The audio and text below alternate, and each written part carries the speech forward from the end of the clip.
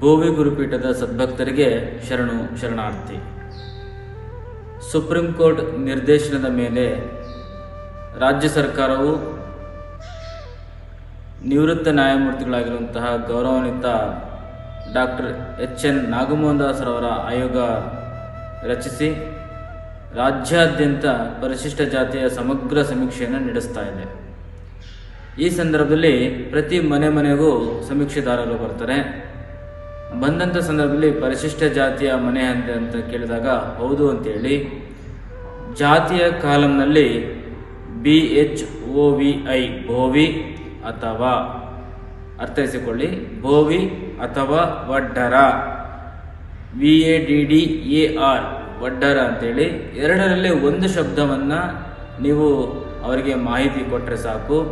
23.1 ಅರ್ಥಾತ್ 23.1 ಭೋವಿ, 23.4 ವಡ್ಡರ, 23.4 ವಡ್ಡರ ಅಂತೇಳಿದಂತಹ ಕಾಲನ್ನು ನಿಮಗೆ ಅಲ್ಲಿ ತೋರಿಸುತ್ತದೆ.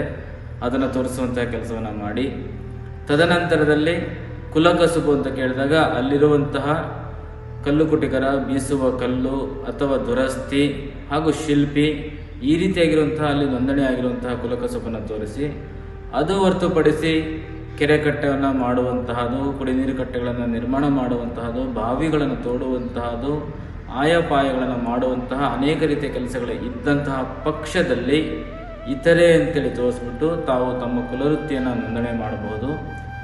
ಕುಲಕಸುಬು ಮುಂದುವರೆದಿದೆ ಅಂತಂದರೆ 99% ಜನ ನಮ್ಮ ಸಮುದಾಯದವರು ಇದನ್ನು ಮುಂದುವರಿಸ್ಕೊಂಡು ಹೋಗ್ತಾ ಇದ್ದಾರೆ ಹೌದು ಅಂತೇಳಿ.